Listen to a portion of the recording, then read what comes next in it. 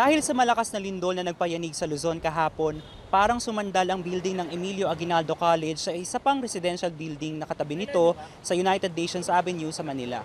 Nanawagan ng Department of Public Works and Highways o DPWH na huwag na munang gamitin ng college para sa safety ng mga estudyante. Magpo-comply kami, siyempre.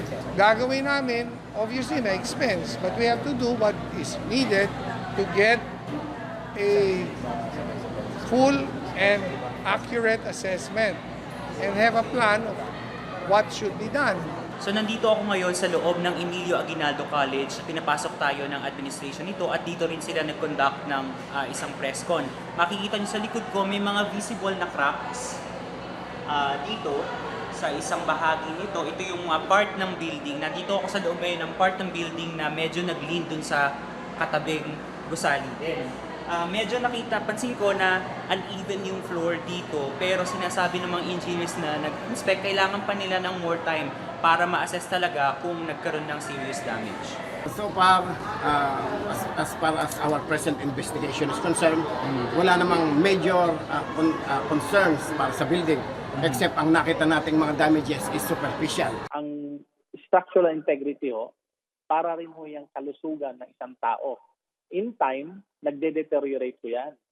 Humihina.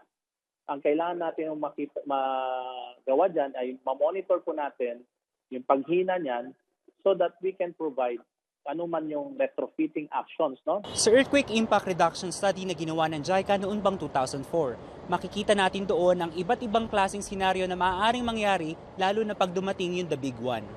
6.1 magnitude na lindol ang naranasan natin kahapon, pero sa isang senaryo sa JICA report, kung magkakaroon ng 6.5 magnitude na lindol, 14,200 na kabahayan ang masisira at 3,100 na katao ang maaaring masawi.